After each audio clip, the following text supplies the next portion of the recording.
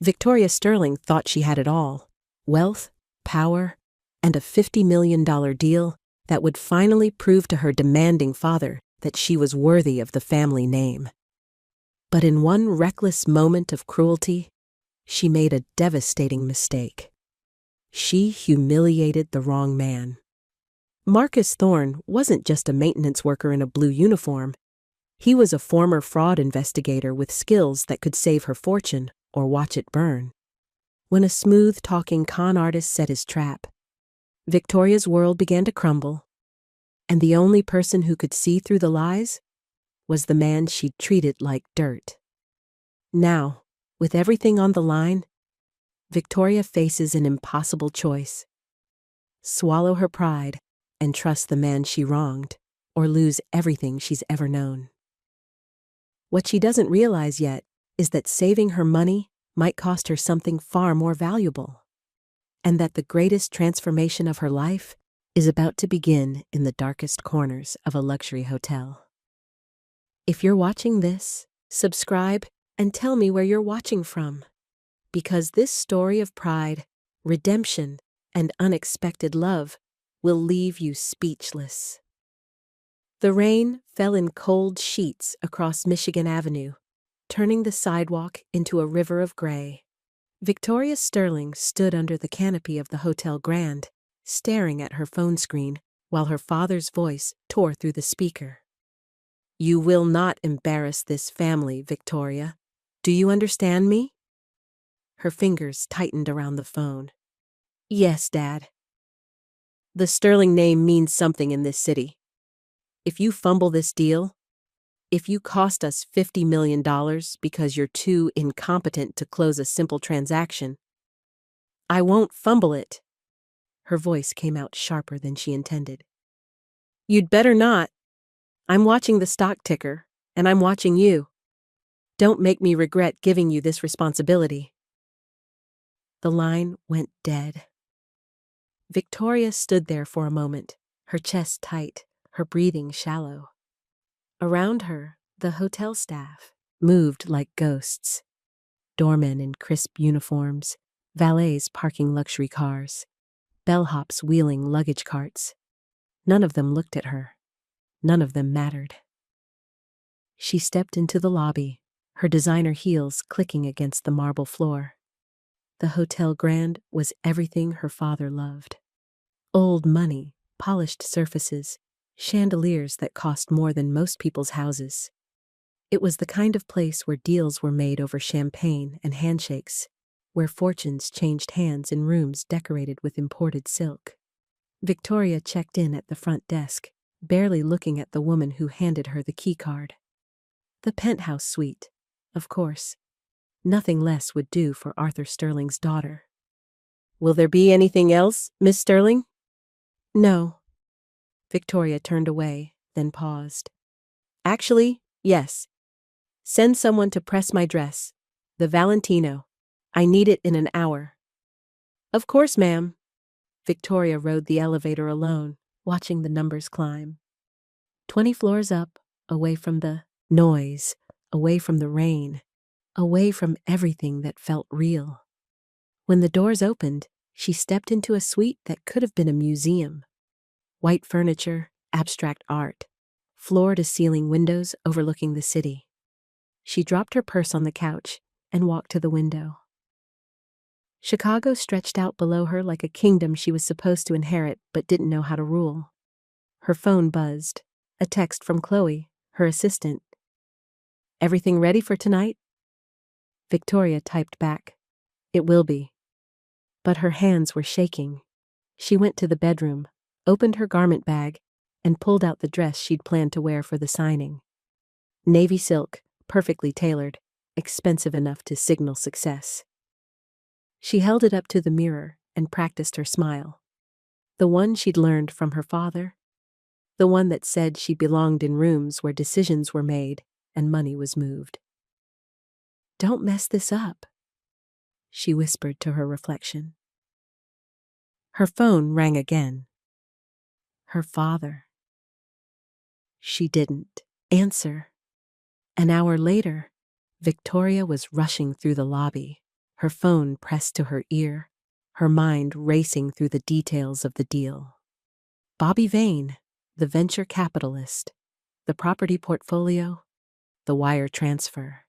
Everything had to be perfect. She wasn't watching where she was going. Her heel caught the edge of a wet floor sign, and suddenly the world tilted. She stumbled forward, her foot sliding into the soft dirt of a decorative planter. Mud splashed across her designer shoes, cream leather ruined in an instant. "Are you kidding me?" Victoria hissed, staring down at the mess. "Miss, are you okay?" She looked up. A man stood nearby, descending from a ladder. He wore a maintenance uniform, blue coveralls, a name tag that said Marcus, work boots that had seen better days. He was tall, broad-shouldered, with dark skin and eyes that seemed to take in everything at once. Victoria's embarrassment turned to anger. She needed someone to fix this. Someone to make it right. She snapped her fingers. "You! Clean my shoes. Now, I have a meeting." The man stopped. He stood there for a moment, perfectly still, and something in his expression changed. The lobby seemed to go quiet around them. "I maintain the building, miss," he said, his voice low and steady. "I don't polish egos." Victoria's face went hot. "Excuse me?" He looked at her, really looked at her, and she felt suddenly exposed, like he could see through all the expensive clothes and perfect makeup to the scared girl underneath. Then he turned and walked away. Victoria stood there, her shoes covered in mud, her heart pounding with a mixture of rage and humiliation. Around her, the lobby staff pretended not to notice, but she knew they'd all seen it. They'd all heard him refuse her. She wanted to scream. Instead, she grabbed a cloth napkin from a nearby table and tried to wipe the worst of the mud off her shoes herself. Her hands were shaking worse now.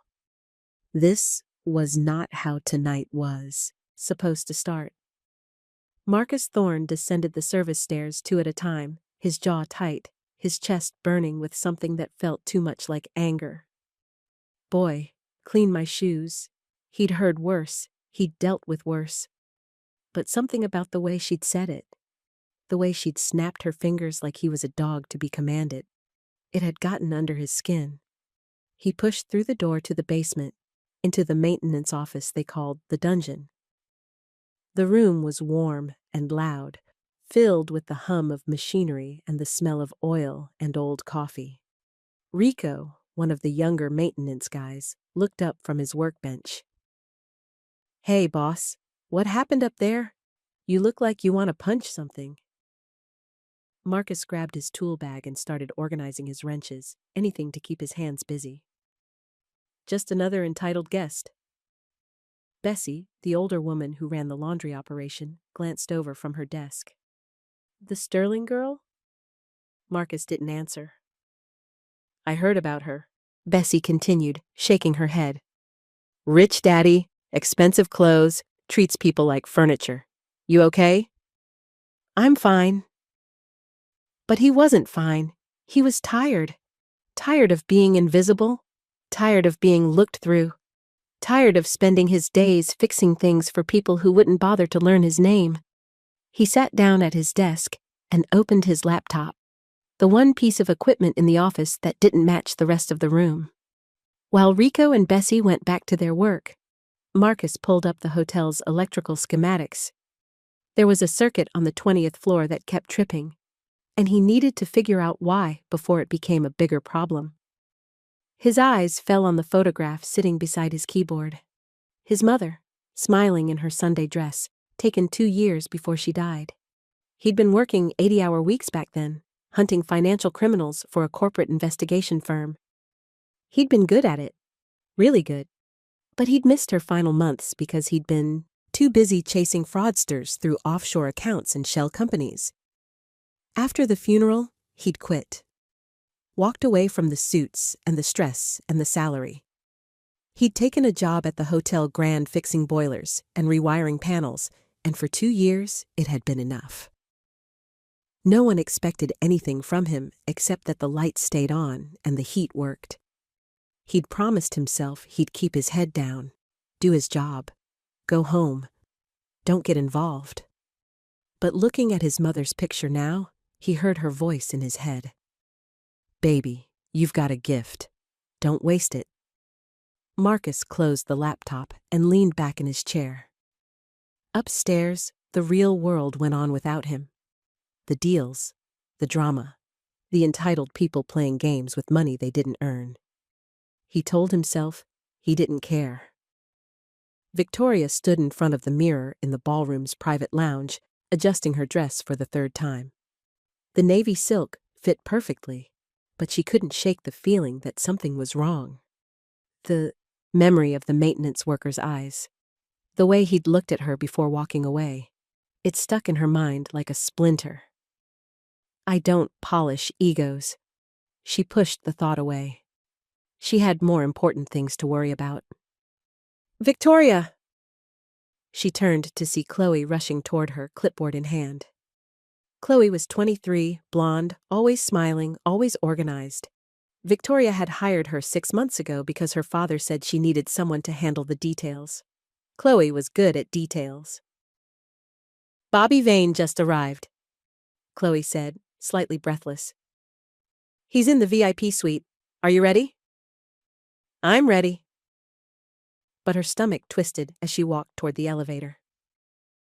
Bobby Vane was smooth, polished, the kind of man who made million-dollar deals look easy. He'd promised her that this property portfolio was a sure thing, that she'd make her father proud, that she'd finally prove she deserved a seat at the table. The elevator doors opened onto the top floor, and Victoria stepped into a hallway lined with tasteful art and soft lighting. At the end of the hall, 2 security guards stood outside the VIP suite. She pushed the door open and found Bobby standing by the window, phone to his ear. He smiled when he saw her and ended his call. "Victoria, you look stunning." Bobby was handsome in that generic way men with money often were. Clean-shaven, expensive suit, perfect teeth. He crossed the room and kissed her cheek, lingering just a moment too long.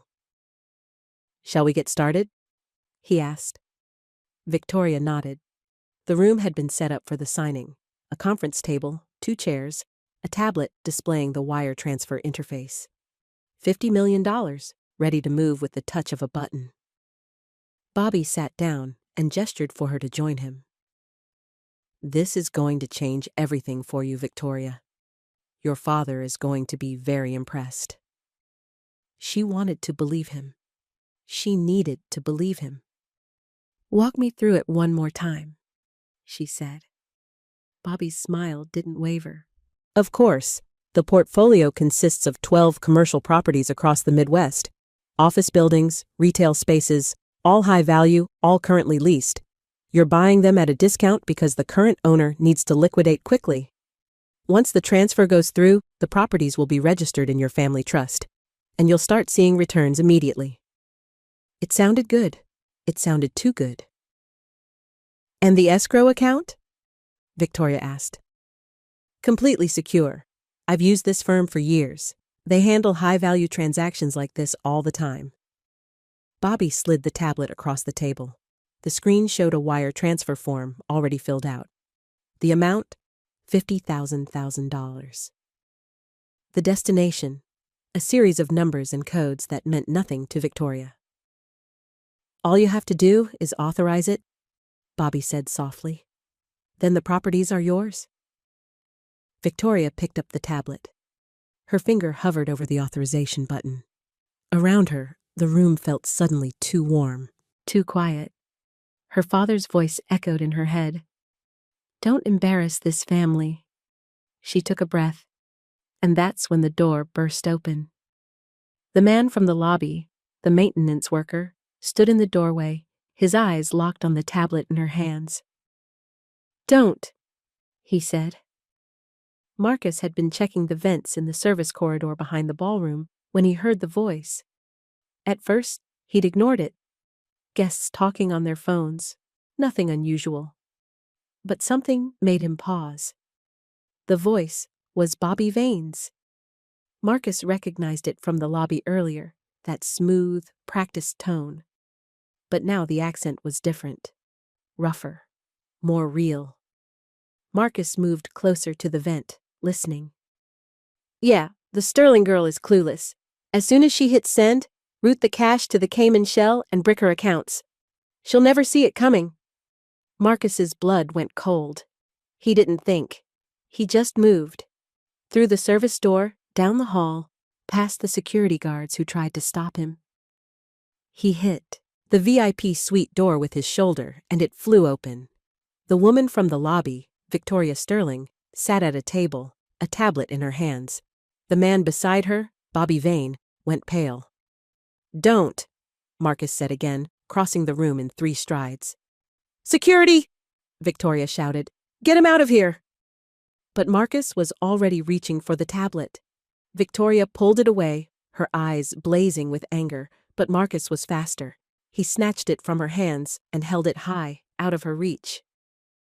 Tell her about the Cayman routing number, Bobby, Marcus said, his voice steady despite his racing heart. Bobby stood up, his hands raised, his smile still in place. I have no idea what you're talking about. This is clearly a disturbed employee. Marcus turned the tablet toward Victoria and started typing. His fingers moved across the screen with the speed and precision of someone who'd spent years hunting fraudsters through digital paper trails. A few taps, a few commands, and the screen changed. Destination: offshore unverified account routing, Cayman Islands fraud alert, high risk. Victoria stared at the screen. Her face went from angry to confused to horrified in the span of 3 seconds. Bobby saw his chance and bolted for the door. One of the security guards tried to grab him, but Bobby was already gone, his footsteps echoing down the hallway. The room fell silent. Marcus lowered the tablet and handed it back to Victoria. Their eyes met, and for a moment, neither of them spoke. You just saved me $50 million, she said quietly. Marcus nodded. Yeah, I did. Victoria looked at the tablet again, at the fraud warnings flashing across the screen. Her hands were shaking so badly she almost dropped it. I almost lost everything, she whispered. But you didn't, Marcus said. And then the lights went out. The darkness lasted only a moment before emergency lighting kicked in, bathing the room in an eerie red glow. Victoria's phone buzzed, loud, in the sudden silence. She looked at the screen. A text from an unknown number. I control the hotel's network now. Transfer the money, or I release your family's private financial records to the press. You have 1 hour. Victoria's breath caught in her throat. Oh God. Marcus moved to the door and tried the handle. Locked. He pulled out his phone and called down to the maintenance office. Rico, are the elevators working? A pause. No, boss. Everything's on lockdown. Electronic locks engaged across the whole building. Marcus hung up and turned to Victoria. He's using a ransomware script. He's locked down the hotel's digital infrastructure. Victoria sank into a chair, the tablet still clutched in her hands. What do I do? Marcus looked at her, really looked at her, and saw not the arrogant woman from the lobby, but someone terrified and alone. Something in his chest shifted. We need to get to the server room on the 20th floor, he said. I can manually override the system from there. But the elevators are down, and I'm guessing Vane has people watching the main stairwells. Then how do we get there? Marcus walked to the wall and pressed his hand against a panel that most people would never notice. It opened to reveal a narrow service corridor, barely 3 feet wide, with a metal ladder leading down into darkness. We go through the walls, Marcus said. Victoria stared at the opening. You're joking. No, ma'am, I'm not. She looked down at her navy silk dress, her expensive heels, her perfectly styled hair. Then she looked at Marcus, at his steady eyes and his calm expression, and she made a choice. "Okay," she said. "Let's go." Marcus went first, climbing down the ladder into the dark. Victoria followed, her heart pounding, her dress already catching on the rough metal. She'd spent her whole life in boardrooms and penthouses, places where the worst danger was a bad stock tip or a critical word from her father. This was different. This was real, and for the first time in a long time, Victoria Sterling felt alive. The ladder went down forever. Victoria's hands ached from gripping the cold metal rungs. Her dress caught on a bolt, and she heard fabric tear. She didn't care. Above her, the red emergency lighting faded into darkness.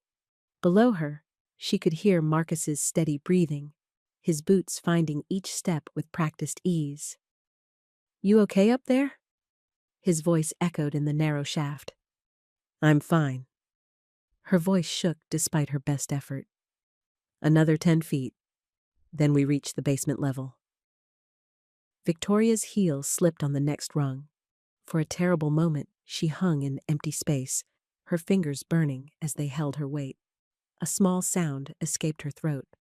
Not quite a scream, but close. "I've got you." Marcus's hand closed around her ankle, steadying her, guiding her foot back to the ladder. "Nice and slow. You're doing great." His touch was firm but gentle, professional, and yet Victoria felt something shift in her chest, something she couldn't name. They reached the bottom. Marcus pushed open a panel, and they emerged into the maintenance office. The dungeon, he'd called it. The room was exactly as he'd left it, but now it felt like a refuge. Warm air, solid ground, the familiar hum of machinery. Victoria stumbled out of the shaft and collapsed onto a wooden bench. Her legs were shaking. Her dress was torn at the hem, covered in dust and grease. One of her heels had broken completely off. "Here." Marcus handed her a bottle of water from a small refrigerator in the corner. She took it, her hands trembling so badly that water sloshed onto her lap. She didn't even notice. She just drank, trying to calm her racing heart. Marcus knelt in front of her. "May I?" Victoria nodded, not trusting her voice. He reached for her feet and carefully removed both shoes. The broken heel came off easily. Then he took the other shoe, the intact one, and with a quick motion, snapped the heel off at the base. "Balance," he said simply, setting both shoes aside. Victoria stared at him. A few hours ago, she'd ordered him to clean these same shoes. Now he was destroying them to help her walk. The irony wasn't lost on either of them. "Thank you," she whispered. Marcus stood and moved to his desk, pulling up schematics on his laptop. "We need to move fast. Vane's lockdown won't hold forever, but while it does, he's got control of every electronic system in this building. Doors, cameras, phones, everything." "How do you know how to do all this?" Victoria asked. Marcus glanced at her. "I wasn't always a maintenance worker." "Then what were you?"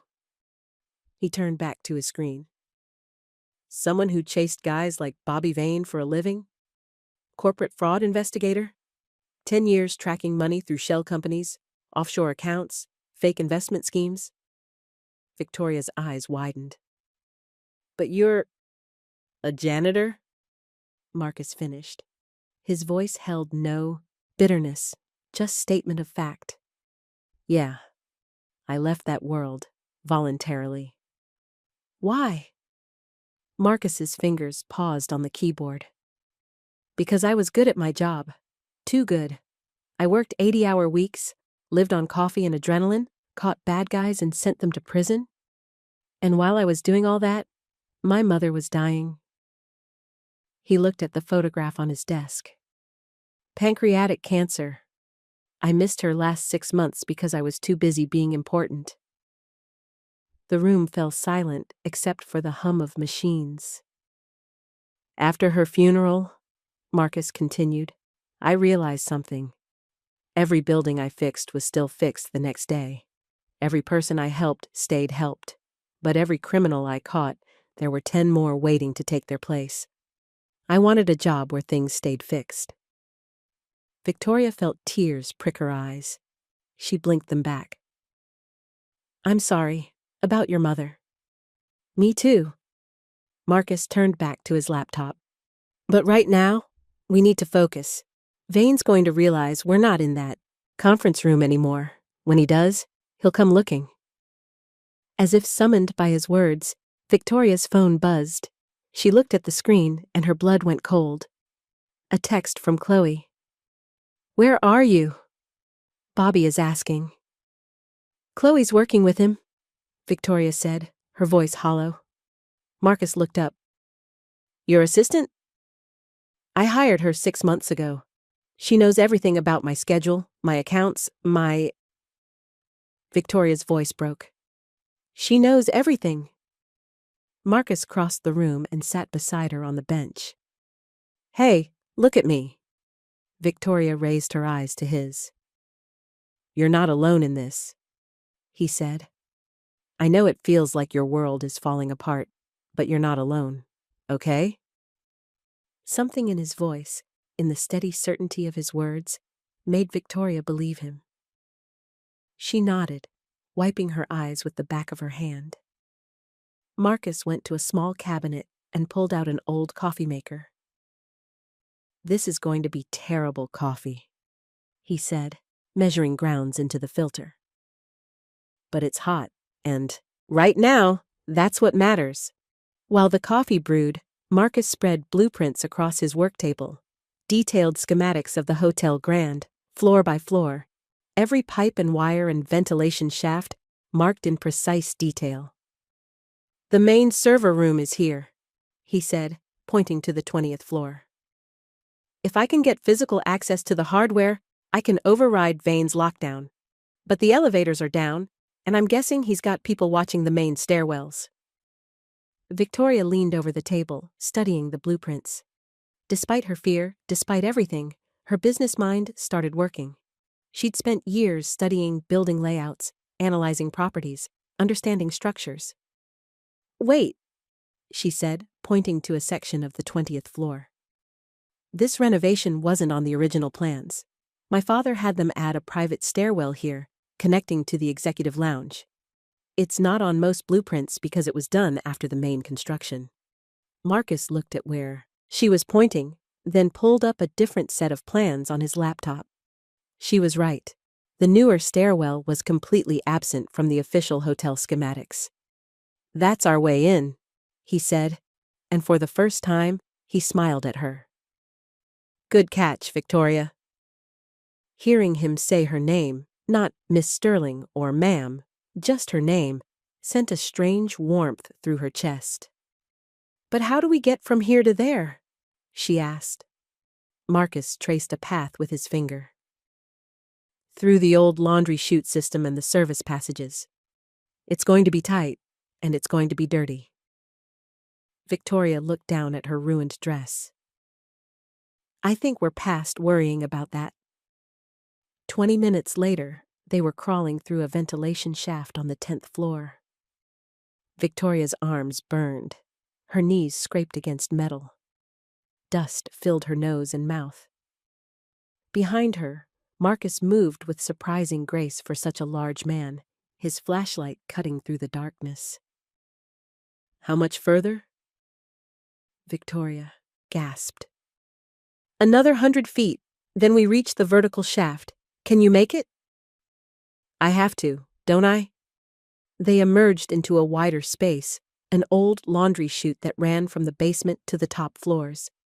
Metal rungs were bolted into the concrete walls, creating a makeshift ladder. Victoria looked up into darkness that seemed to go on forever. "You're kidding." "Wish I was." Marcus checked his watch. "But we're running out of time. Vane's deadline is in 30 minutes. Victoria took a breath. Then another. Her father's voice echoed in her head. You will not embarrass this family. But for the first time, she realized she wasn't doing this for her father. She was doing it for herself, and for Marcus, who'd risked everything to save her. Okay, she said. Let's climb. They started up, hand over hand, foot after foot. Victoria's muscles screamed. Her breath came in short gasps. Once, her hand slipped on a rung slick with condensation, and she nearly fell backward. Marcus caught her with one arm, holding her steady until she found her grip again. I've got you, he said. Always. By the time they reached the 10th floor access panel, Victoria's entire body was shaking.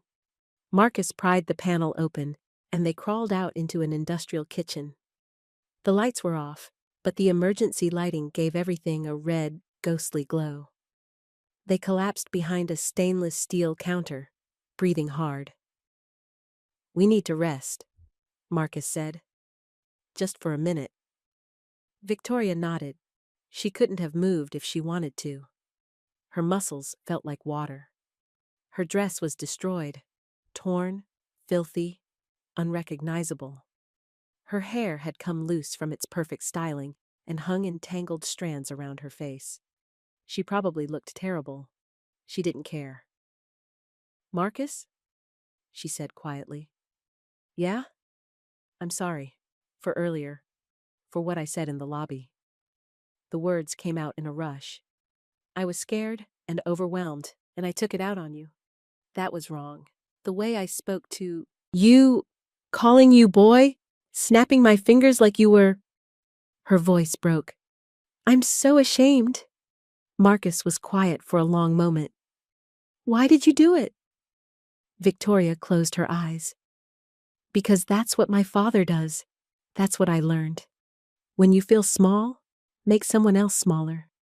When you're scared, find someone to be scared of you instead. She looked at him. But you didn't let me make you small. You stood tall, and I hated you for it, because it showed me how wrong I was. And now? Marcus asked. Now I see you, really see you, and you're the most honorable man I've ever met. Marcus reached out and gently wiped a smudge of grease from her cheek. His fingers were warm against her skin. We're all just people, Victoria. Money is just a costume. Take it away, and we're all the same underneath. People trying to do right, trying to get through the day, trying to matter. Victoria felt tears slide down her face. I don't know if I've ever mattered. Not really. Just sterling money in a sterling dress. You matter now, Marcus said softly. Right here. Right now. Not because of your last name, but because you're brave enough to climb through dirty shafts and crawl through vents when everything in you wants to run away. That's real. That's who you are.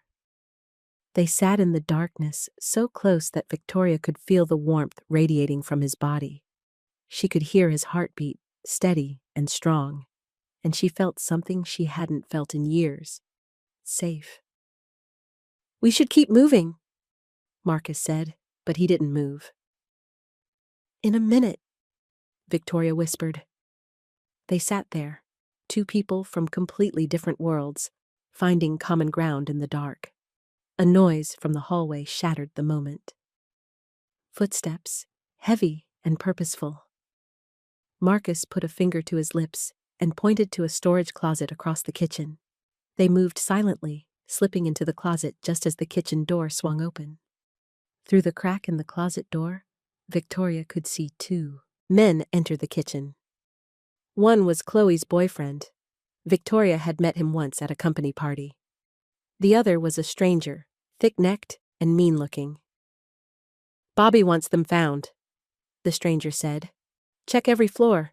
They can't have gotten far. What if they already got out of the building? Then Bobby's going to prison, and we're going with him. so they better not have gotten out. The men split up, searching the kitchen.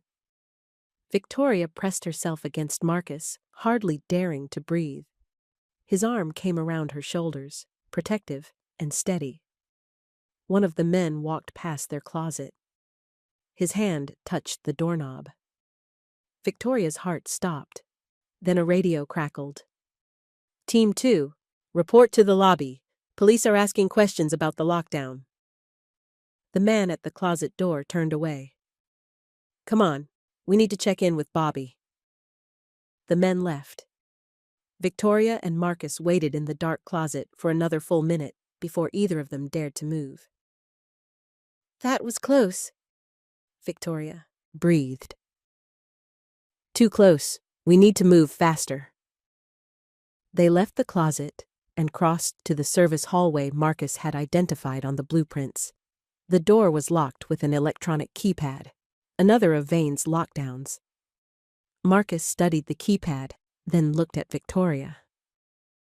Any idea what the code might be? This is the executive level. Your father would have set the default codes. Victoria thought. Her father used the same code for everything because he believed his system was too secure to be breached. Try 031894. What is it? My birthday, March 18th, 1994. She smiled bitterly. The only time my father ever remembers it. Marcus punched in the numbers. The light turned green. The lock clicked open. You're brilliant, he said. They entered a narrow service corridor lined with pipes and electrical conduits. At the end, another ladder led upward into darkness. This goes straight to the 20th floor, Marcus said. 10 more floors. Can you make it? Victoria looked at the ladder. Every part of her body ached. Her hands were raw. Her legs trembled. But she thought about what Marcus had said. You matter now. Right here. Right now. Yes, she said. I can make it. They climbed. Victoria lost track of time. There was only the ladder, the darkness, the steady rhythm of hand-foot, hand-foot. Her mind emptied of everything except the next rung, the next breath.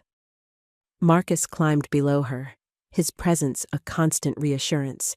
Once, when Victoria's grip faltered, his hand was there to steady her. When her foot slipped, he guided it back to the rung. They didn't speak. They didn't need to.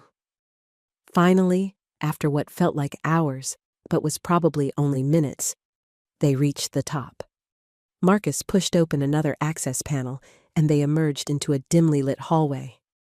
A sign on the wall read, Executive Level.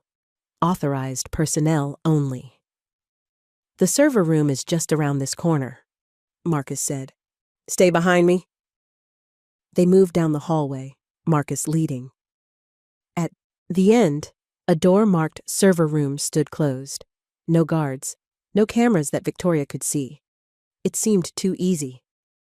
Marcus tried the handle, locked, but with a manual deadbolt, not electronic. Stand back, he said. He took a step back and drove his shoulder into the door. Once. Twice. On the third hit, the lock gave way with a crack of splintering wood. They stumbled into the server room. It was cold inside, the temperature kept low to protect the equipment. Blue LED lights blinked on rows of black machines. The air hummed with electricity and data flowing through fiber optic cables. Marcus went straight to the main terminal and started typing. His fingers flew across the keyboard, lines of code streaming across multiple monitors. Victoria watched him work, amazed. This was who he really was. Not a maintenance worker, but someone brilliant and capable. Someone who'd chosen to step away from this world, but could step back into it when needed. There, Marcus said. I've isolated Vane's ransomware script. It's actually pretty sophisticated. Military-grade encryption, multi-layer authentication protocols. Whoever wrote this knew what they were doing. Can you stop it? I can lock him out, but I need about 5 minutes to build a firewall and purge his access codes from the system. Then do it. Marcus typed faster. Victoria watched the screens, understanding nothing except that green progress bars were slowly filling up. Time seemed to stretch. Every second felt like an hour. "Come on," Marcus muttered. "Come on." A progress bar reached 100%, then another, then a third. The lights in the server room flickered, then steadied, then brightened to normal levels. "Access denied," Marcus read from the screen. "I've locked him out. The hotel systems are secure." Victoria felt her knees go weak with relief. It's over? The digital threat is over, but Vane's still out there, and he's going to be desperate. Marcus turned to face her. "We need to..." And then he stopped. He was looking at Victoria, really looking at her for the first time since they'd entered the server room. Her ruined dress, her tangled hair, her face smudged with dirt and grease, her bare feet on the cold floor. She must have looked terrible. But the way Marcus was looking at her, like she was the most beautiful thing he'd ever seen, made her feel like she was glowing. "We did it," she said softly. "Yeah." Marcus's voice was rough. "We did." They stood there in the cold blue light of the server room, the hum of machines all around them, and something shifted between them. The fear fell away. The danger receded. All that was left was the two of them, breathing hard, alive. Victoria took a step forward, then another.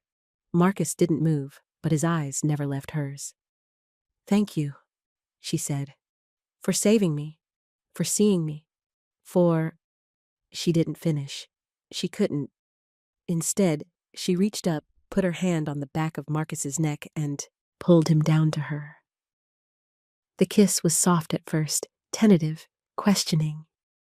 Then Marcus's arms came around her, pulling her closer, and the kiss deepened.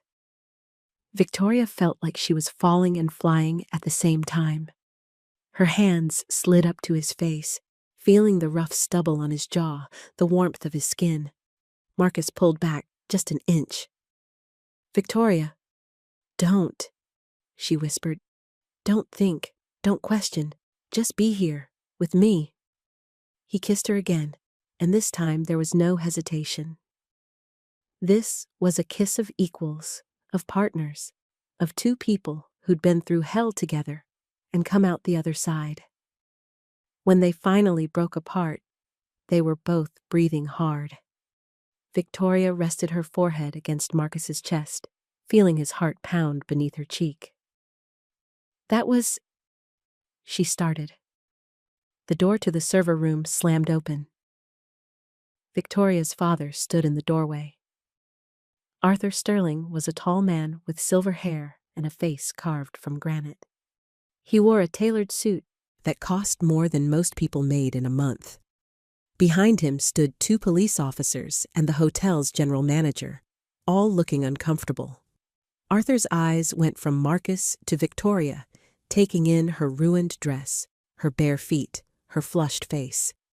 Taking in Marcus's hands still resting on her waist. His face turned purple with rage. "Get your hands off my daughter," Arthur said, his voice low and dangerous. Marcus stepped back immediately, his arms dropping to his sides. Victoria felt the loss of his warmth like a physical blow. "Dad, it's not what you..." "Quiet." Arthur's eyes never left Marcus. "You. What's your name?" "Marcus Thorne, sir. I'm the head of maintenance." "Head of maintenance?" Arthur said the words like they tasted bad. "And you thought you had the right to put your hands on a Sterling?" "Dad, stop." Victoria moved between them. "Marcus saved my life. He saved our $50 million. I received a security alert about a system lockdown," Arthur interrupted. "I flew here immediately. I arrived to find the hotel in chaos. Police asking questions about a possible fraud, and my daughter..." He gestured at her appearance with disgust. "Looking like she crawled through a sewer. With the help. The words hit Victoria like a slap. She'd heard her father say things like this before. Dismissing people, reducing them to their job titles, making them less than human. But she'd never been on the receiving end. She'd never stood beside someone her father was trying to diminish. Now, she understood how it felt. "His name is Marcus," Victoria said, her voice shaking. "And he's more of a man than any of the people you've ever introduced me to." Arthur's eyes narrowed. "We'll discuss this later, privately." He turned to the officers. "Gentlemen, I believe this situation is under control. If you need statements, my lawyers will be in touch." The police exchanged glances but nodded. They'd clearly dealt with Arthur Sterling before. Nobody argued with Arthur Sterling. The general manager cleared his throat. "Mr. Thorne, perhaps you should return to your station. I'm sure there's cleanup required after the lockdown." It was a dismissal, a reminder of Marcus's place. Marcus looked at Victoria. For just a moment, their eyes met, and she saw something break inside him. The walls coming back up, the distance returning. "Yes, sir," Marcus said quietly. "Just doing my job." He walked past Arthur without another word. Victoria watched him go, her heart breaking. "Dad, you don't understand." "No, you don't understand." Arthur grabbed her arm, his grip tight enough to hurt. "You're coming with me. Now." He pulled her from the server room, down the hallway, into the elevator that was now working again. Victoria's bare feet left dirty prints on the pristine carpet. She didn't care. "You saved the deal," Arthur said as the elevator rose. "That much I'll give you credit for. The police say this Bobby Vane character was running a sophisticated investment scam. If you'd transferred that money, we would have lost everything." "I didn't save it," Victoria said. "Marcus did." "The maintenance worker." "Yes, the maintenance worker who used to be a corporate fraud investigator, who quit his job to take care of his dying mother, who risked his job and his safety to stop a criminal when he could have just walked away." Arthur's jaw tightened. "And you kissed him." Victoria felt heat rise in her cheeks. "I did. Do you have any idea how this looks? Sterling heiress and the hotel janitor?" "I don't care how it looks." The elevator doors opened onto the penthouse level. Arthur pulled her down the hallway to her suite and shoved her inside. The beautiful white furniture, the expensive art, the city view. It all felt hollow now, meaningless. "You will care," Arthur said. "Because tomorrow morning, we're holding a press conference. We're going to announce that you personally uncovered this fraud and saved the Sterling fortune. Your name will be in every paper. You'll be a hero." Victoria stared at him. "But that's a lie. It's the story that serves us best." Arthur poured himself a drink from the bar.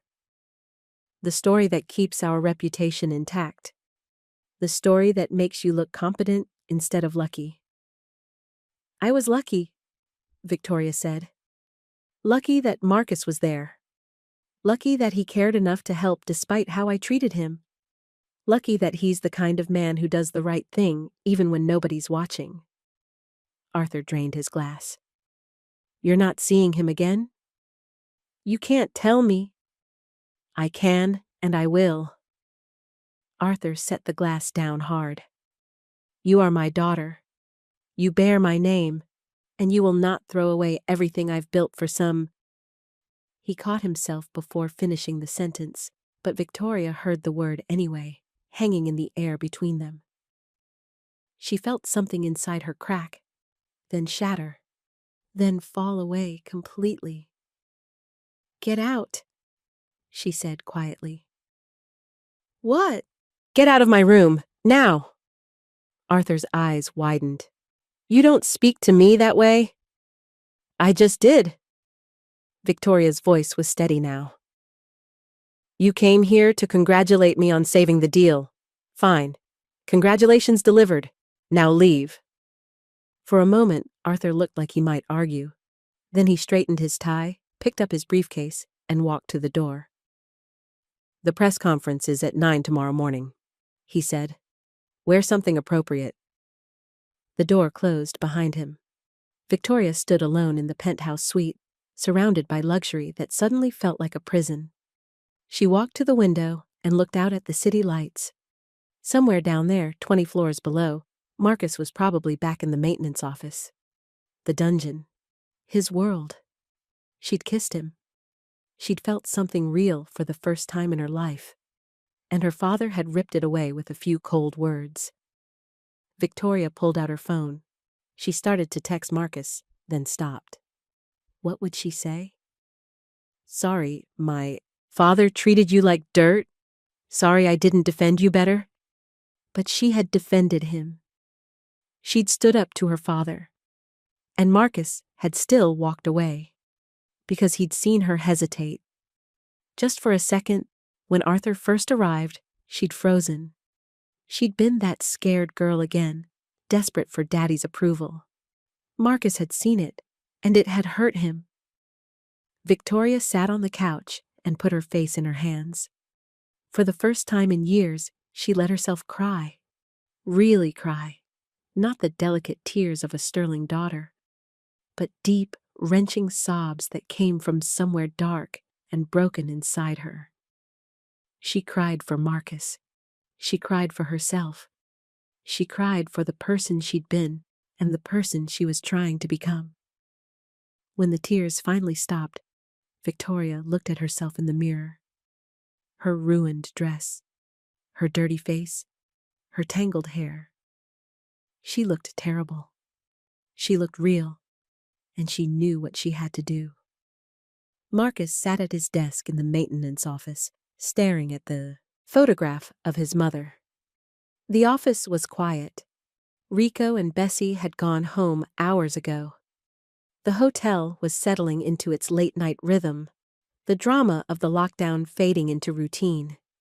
He'd saved Victoria Sterling. He'd stopped a $50 million fraud. He'd kissed a woman so far above his station that it was laughable, and her father had looked at him like he was dirt. Marcus wasn't naive. He'd grown up black in America. He'd dealt with people like Arthur Sterling his whole life.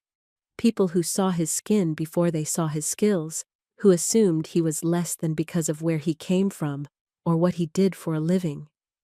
He'd thought he'd gotten past caring. He'd thought he'd built walls thick enough to keep that pain out.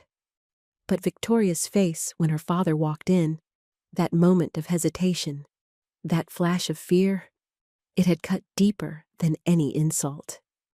Because for a few hours, Marcus had let himself believe.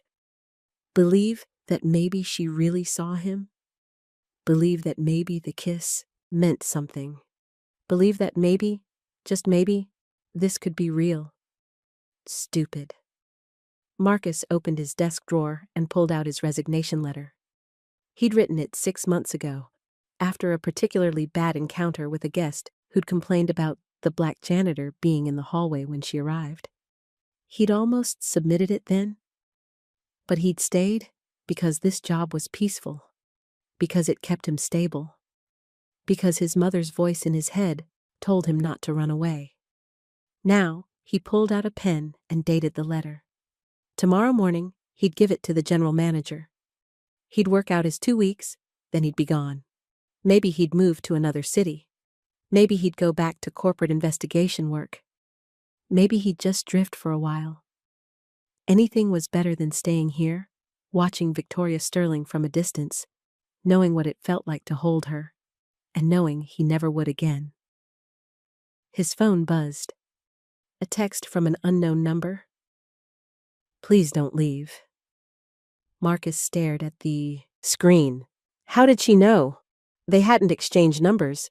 But of course, she was Victoria Sterling. She probably had access to every employee file in the hotel. He deleted the text without responding. Another text. I'm sorry. Delete. Another text. My father is wrong. I'm wrong. Please. Marcus turned his phone face down on the desk. He couldn't do this. Couldn't let himself hope again, only to be disappointed. He stood up, grabbed his jacket, and headed for the exit. He'd take the long way home tonight, walk through the city until his mind was quiet and his heart was numb. He was halfway to the door when he heard screaming. Victoria's plan had been simple. Leave the hotel, go home, take a shower, clear her head, figure out what to do in the morning. But when she'd stepped out of the elevator into the parking garage, Bobby Vane had been waiting. He looked nothing like the smooth venture capitalist from the ballroom. His suit was wrinkled, his hair was messy, his eyes were wild with desperation. "You," he said, stepping from behind a concrete pillar.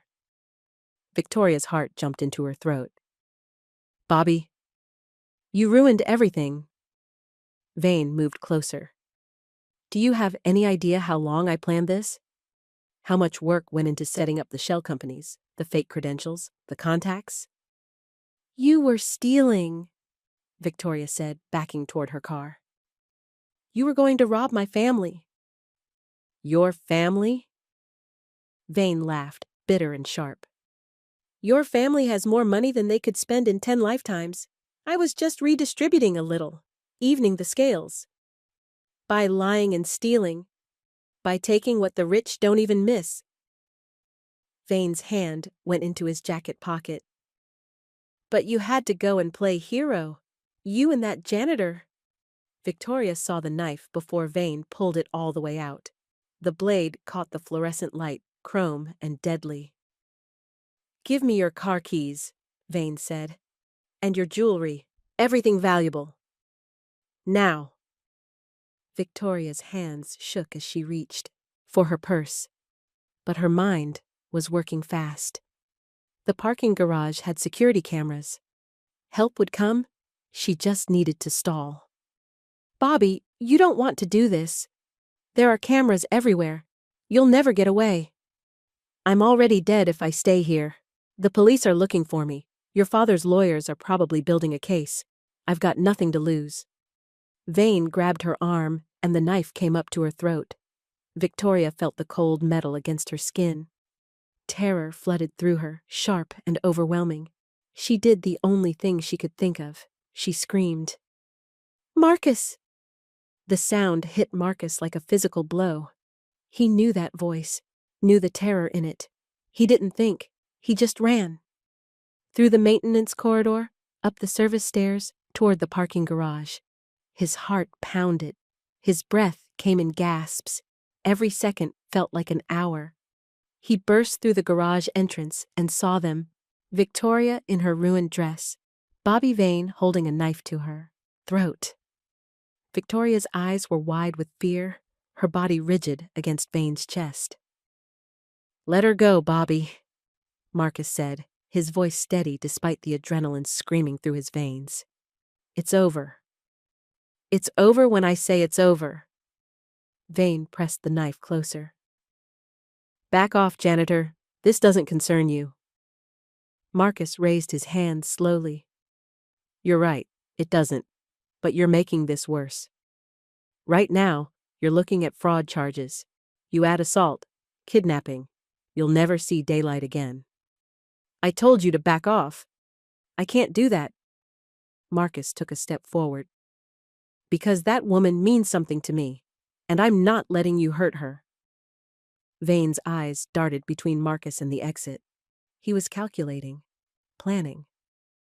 Marcus could see it.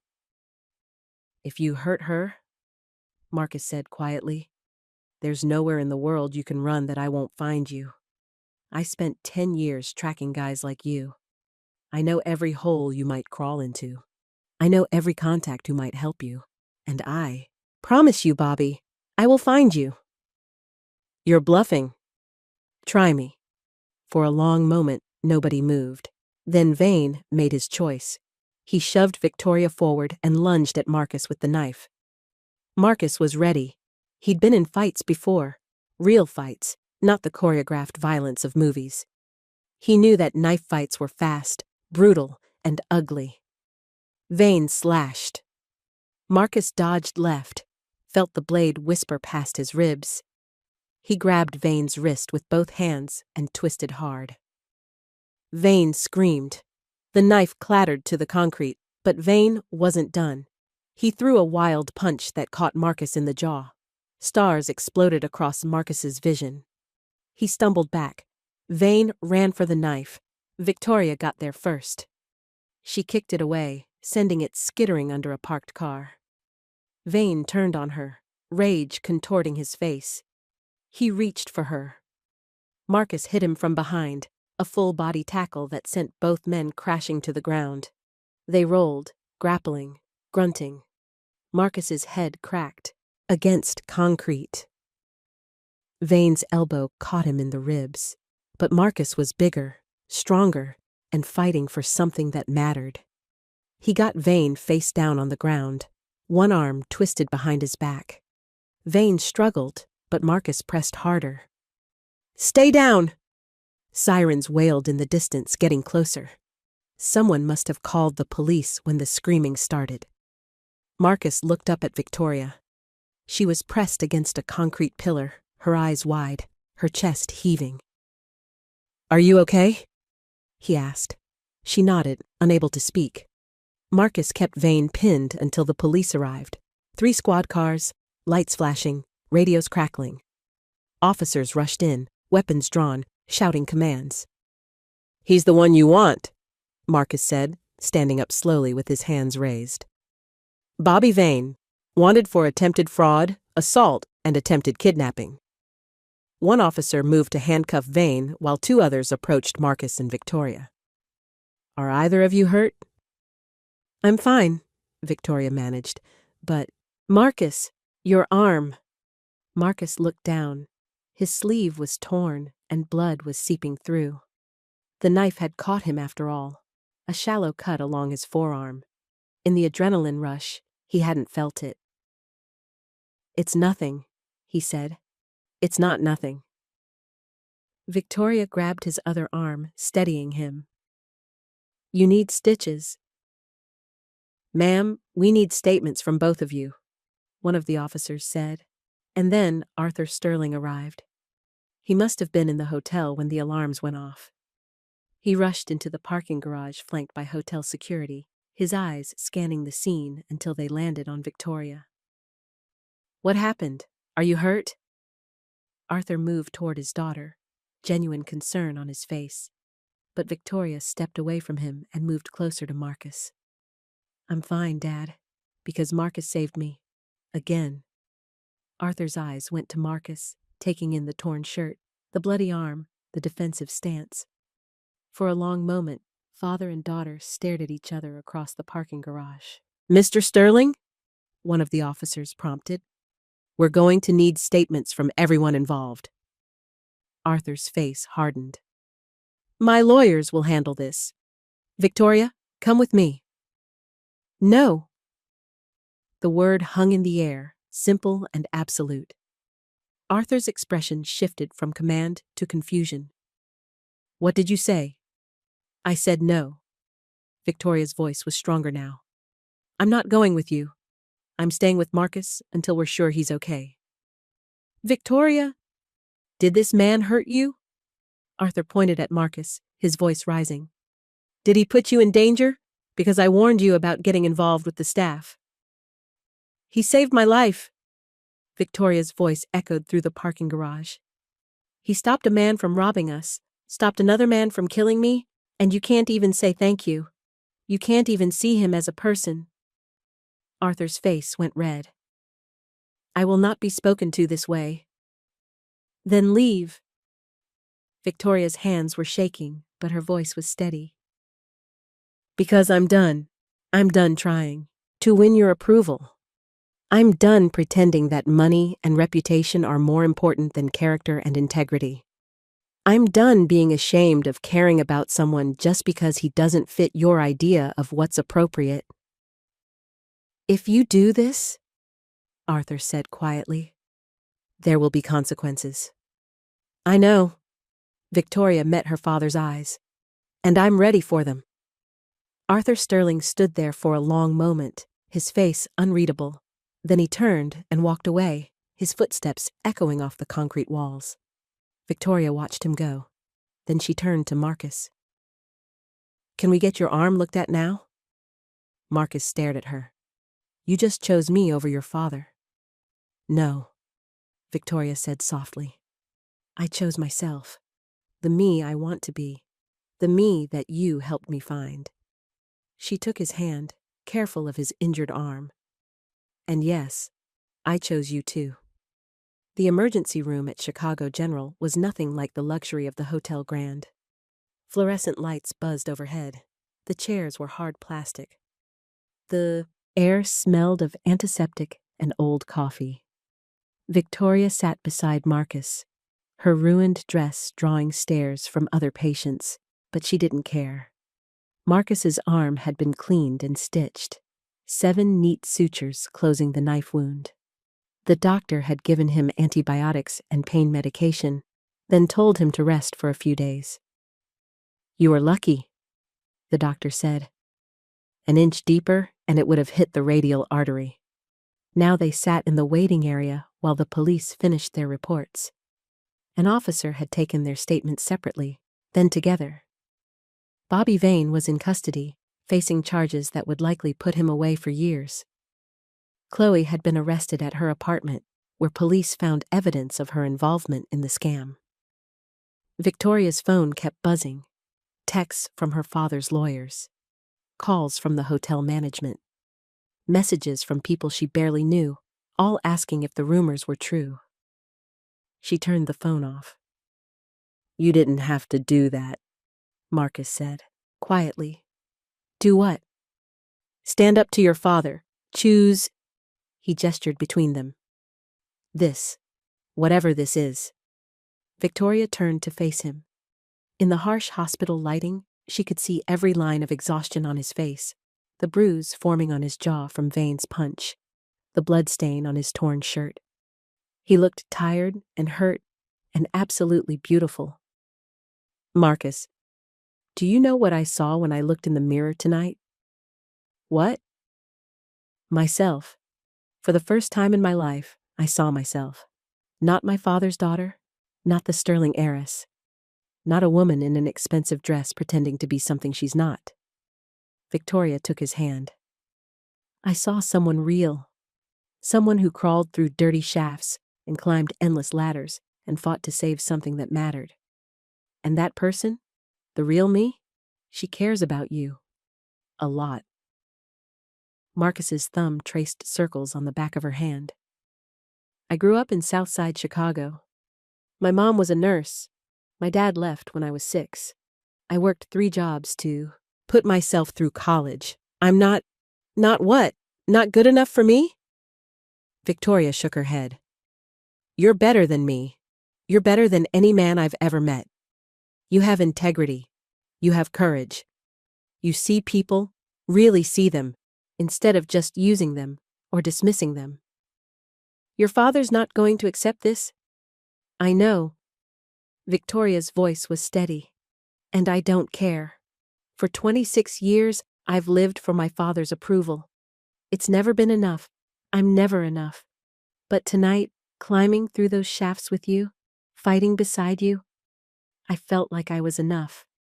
Like I was exactly who I was supposed to be." Marcus looked at their joined hands. "I need you to understand something.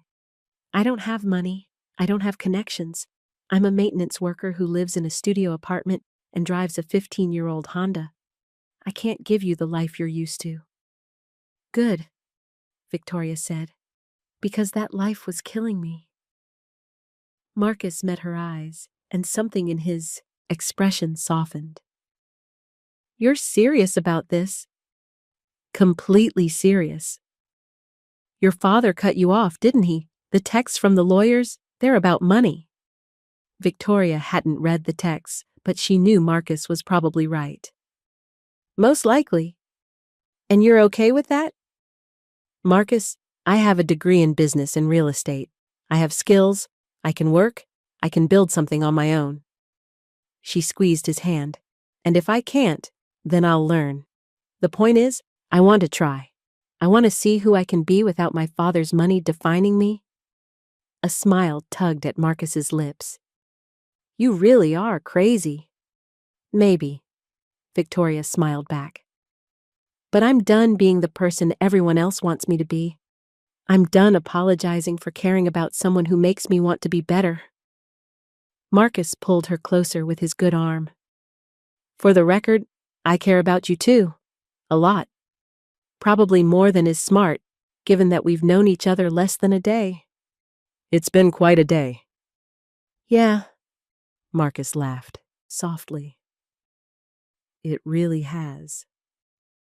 They sat there in the hospital waiting room, two people from different worlds who'd found each other in the most unlikely way. Around them, life went on.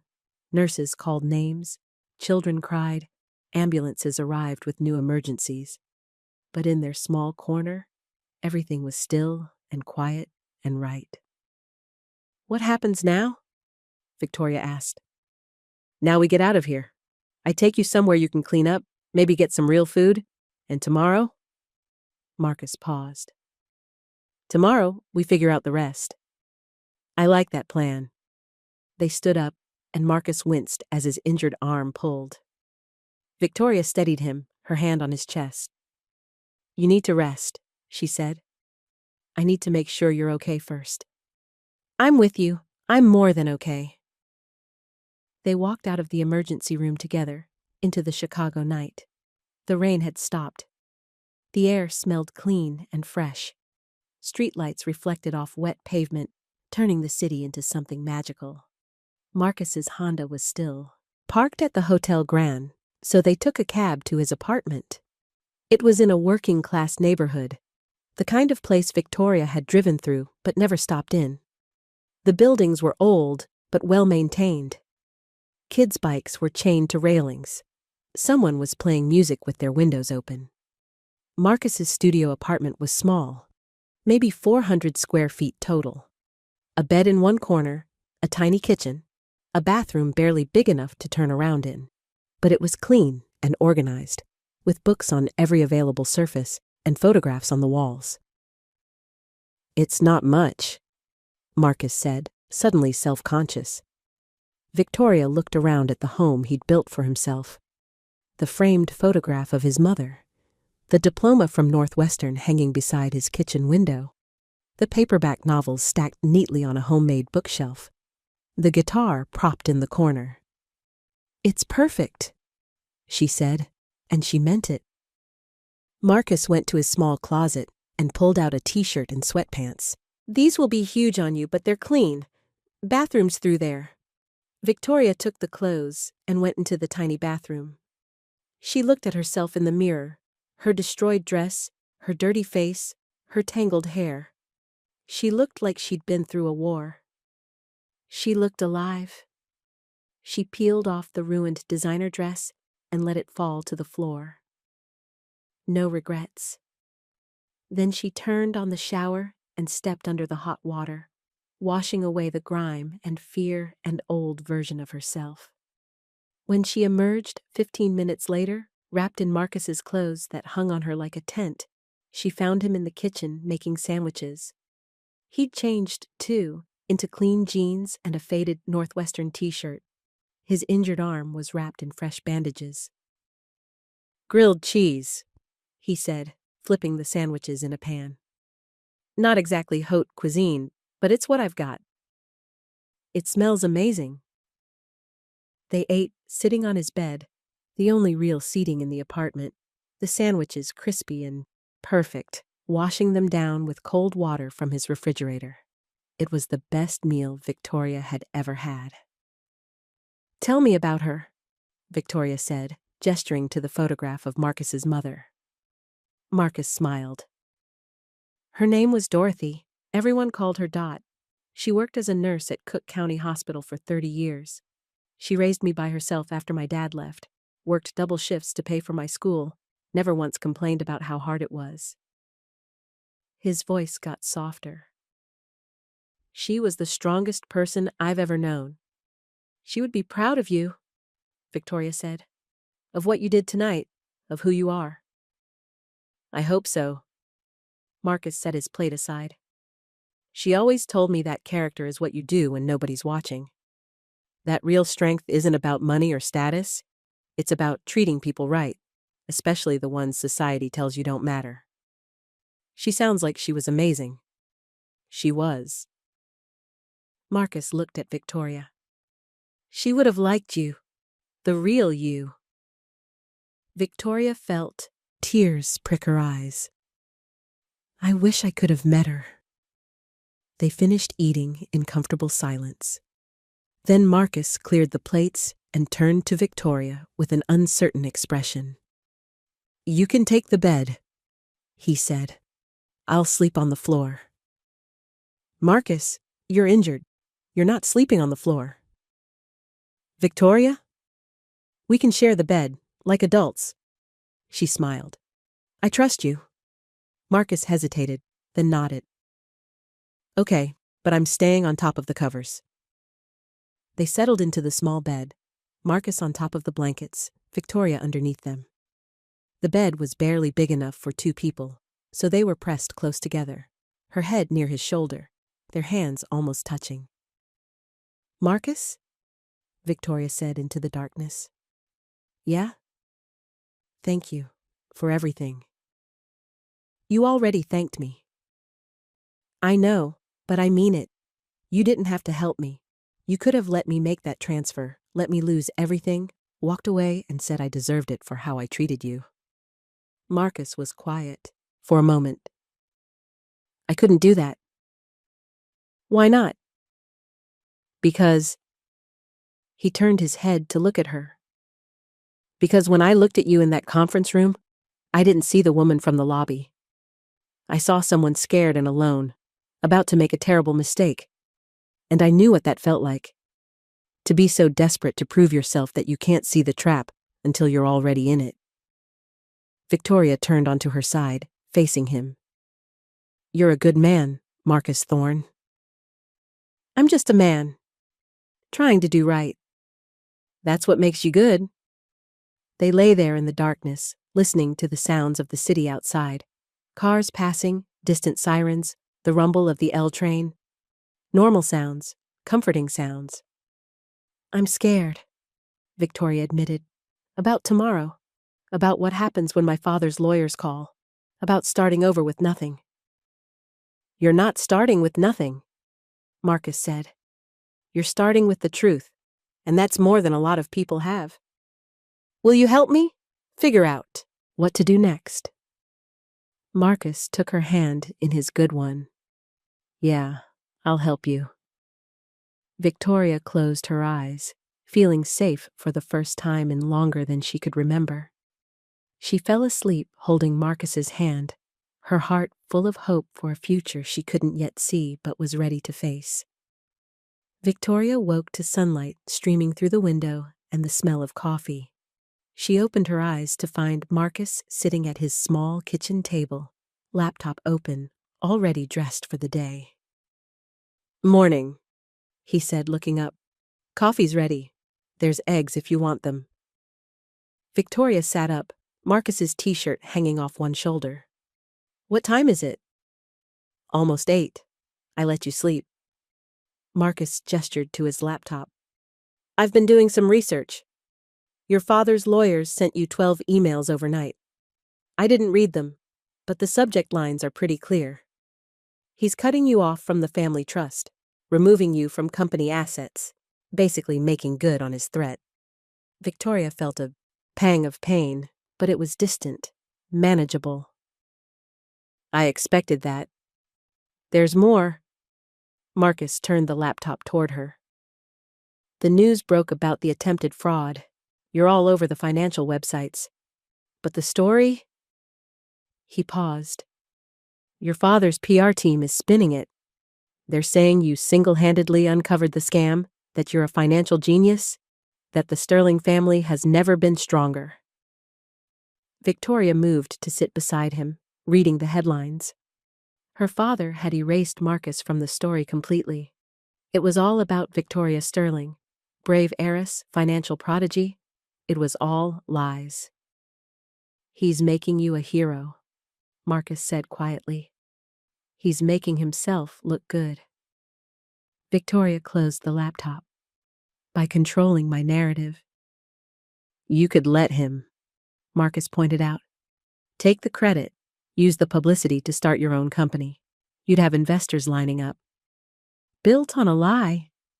Victoria shook her head. No, if I'm going to start over, I'm going to do it honestly. Marcus smiled. I was hoping you'd say that. You were testing me? Maybe a little.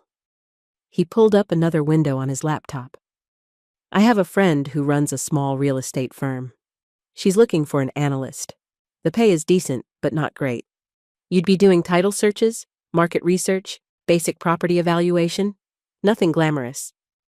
It sounds perfect. Victoria looked at the job posting. You really think she'd hire me? On your actual credentials? Absolutely. You have a degree from Northwestern, you know the Chicago market, and despite what your father thinks, you're smart and capable. Marcus squeezed her hand. You just need a chance to prove it. Victoria felt tears well up. You believe in me. I've seen what you can do when you're not afraid, Marcus said. I think you're going to be amazing. They spent the morning making plans. Marcus sent Victoria's resume to his friend. Victoria drafted a statement for the press, a simple, honest account of what had happened, giving Marcus full credit for stopping the fraud. She sent it to 3 major news outlets before she could change her mind. By noon, her phone was exploding with calls. Her father, his lawyers, reporters, business contacts. Everyone wanted to know why she was throwing away her chance at redemption. Victoria turned the phone off again. No regrets? Marcus asked. None. Victoria looked at him. I have a question, though. Shoot. What about you? What's next for Marcus Thorne? Marcus leaned back in his chair. I've been thinking about that. I've been hiding for 2 years, using maintenance work as an excuse to avoid the world. But last night, tracking down Vane's ransomware, fighting to protect you, I remembered why I got into fraud investigation in the first place. You loved it. I did, before it consumed me. But maybe... Marcus paused. Maybe there's a middle ground. Maybe I could start a small consulting firm, help small businesses protect themselves from fraud, work with nonprofits who can't afford big corporate security firms, do the work I'm good at, but on my own terms. Victoria's face lit up. Marcus, that's brilliant. You'd be incredible at that. You think so? I know so. She grabbed his laptop and pulled up a business registration site. Let's do it, right now. What should we call it? Marcus laughed. We? You'll need someone to handle the business side. Marketing, client relations, bookkeeping. Victoria started typing. I may not know fraud investigation, but I know how to run an office. We could be partners. Victoria? Unless you don't want to work with me. Marcus pulled her into his lap, careful of his injured arm. I want everything with you. I'm just trying to make sure you're sure. Victoria wrapped her arms around his neck. I'm sure. I'm more sure about this than I've been about anything in my life. They kissed, soft and sweet and full of promise. When they broke apart, Marcus rested his forehead against hers. Okay, he said, partners. They spent the afternoon building their future, registering the business, designing a simple website, reaching out to contacts. It was terrifying and exhilarating and completely real. Victoria's phone rang again, and this time she answered. It was Marcus's friend from the real estate firm. I just read your statement to the press, the woman said. That took guts. I like guts. When can you start? Victoria looked at Marcus, who was grinning at her. Monday? Perfect. Welcome aboard. As evening fell, they ordered takeout Chinese food and ate it sitting on the floor of Marcus's apartment, planning and dreaming and laughing. You know what the best part is? Victoria said, spearing a piece of kung pao chicken with her chopstick. What? 6 months ago, I would have been horrified by this. Sitting on the floor, eating takeout, wearing borrowed clothes. She looked around the small apartment. I would have thought I was too good for this. And now? Now I realize this is exactly good enough. This is real. This is us. Marcus set down his food and pulled her close. I love you, Victoria Sterling. The words hung in the air between them. Victoria's breath caught. They'd known each other less than 48 hours. It was too fast, too soon, completely illogical, and completely true. I love you too, she said. They kissed again, and this time it was deeper, more intense. Marcus pulled back first. We should probably take this slow, he said, his voice rough. Why? Because, he gestured vaguely, because everything's moving so fast. Because you're dealing with your father cutting you off. Because I don't want you to wake up in a month and realize you made a huge mistake. Victoria cupped his face in her hands. Marcus Thorne, you are not a mistake. You are the best thing that's ever happened to me. And yes, everything's moving fast. But some things you just know. And I know this. You're sure? Completely. They moved to the bed, and this time there were no blankets between them. Just skin and warmth and the slow discovery of each other. They took their time, learning the geography of bodies and hearts, whispering promises in the dark.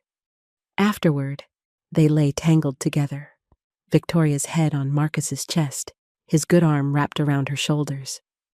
What are you thinking? Victoria asked. I'm thinking, Marcus said slowly, that yesterday morning I was fixing a light bulb, and tonight I'm lying here with the woman I love, planning a future I never imagined. Life's funny that way. Yeah, Marcus kissed the top of her head. It really is. 6 months later, Victoria stood outside a small burger joint on the south side of Chicago. It was Marcus's favorite place. Family-owned, cash-only, with the best burgers in the city. She pushed through the door and spotted Marcus immediately. He sat in a corner booth, looking at his phone, a smile on his face. He'd let his hair grow a little longer. He looked relaxed. Happy. Hey, Victoria said, sliding into the booth across from him. Hey, yourself? Marcus looked up, and his smile widened. How was your day? Exhausting. I closed 3 deals. Your friend is already talking about making me a partner. Victoria pulled off her jacket. A nice blazer from Target. Not designer, but professional and comfortable. How about you? Good. I met with a nonprofit that runs after-school programs. They've been getting phishing emails targeting their donor database. I'm setting up their security protocols next week. Marcus reached across the table and took her hand. We're doing it, Victoria. Actually doing it. We are. Their business, Thorne Consulting, was growing slowly but steadily. Marcus handled the fraud investigation and cybersecurity. Victoria managed the clients and the books. They worked out of Marcus's apartment, which was cramped but functional. They were saving money for their own office space, maybe in another 6 months. Victoria's phone buzzed. She glanced at it, then silenced it. Your father again? Marcus asked quietly. His lawyer. 3rd call this week. Arthur Sterling had been trying to contact Victoria for months. His initial anger had faded into what his lawyers called reconciliation efforts. He wanted her to come back, resume her position in the company. All would be forgiven. Victoria had ignored every call. Do you ever think about calling him back? Marcus asked. Victoria considered the question. Sometimes. He's my father. Part of me will always want his approval. She looked at Marcus. But I don't need it anymore. I have something better. What's that? Self-respect. And you. The waiter brought their burgers, massive, messy, perfect. They ate and talked about their day, about their plans, about nothing important and everything that mattered. After dinner, they walked back to Marcus's apartment hand in hand. The neighborhood was alive, with sound. Kids playing basketball, someone practicing piano, the smell of someone's grandmother cooking dinner. Victoria had moved in 3 months ago. Her clothes hung beside Marcus's in the tiny closet. Her toothbrush sat next to his in the bathroom. She'd never been happier. As they climbed the stairs to the apartment, Victoria noticed a smudge on Marcus's sneaker. Just a small spot of dirt from walking. She stopped on the landing. "What?" Marcus asked. Victoria smiled and grabbed a tissue from her purse. She knelt down and wiped the dirt from his shoe, her movements gentle and deliberate. Marcus laughed and pulled her back to her feet. "What are you doing?" "Taking care of you," Victoria said simply. "Because I want to. Because you're worth taking care of." Marcus cupped her face in his hands. "You know I can clean my own shoes, right?" "I know." Victoria grinned. "But I like doing it. It reminds me." "Of what?" "Of how far we've come. Of who I used to be and who I am now." She kissed him softly. "Of the day you taught me that real worth has nothing to do with money or status. That it's about character and integrity and treating people right." "I love you," Marcus said. "I love you too." They went inside, into their small apartment, into their small life that felt bigger and more real than any penthouse or mansion ever could. Victoria had lost her father's fortune. She'd lost her name in society. She'd lost the life she'd always known. And she'd gained everything that mattered. As they settled in for the evening, Marcus on his laptop, Victoria reviewing contracts, both of them simply being together, Victoria felt a peace she'd never known in her father's world. This was home. This was real. This was love. And it was more than enough. The end.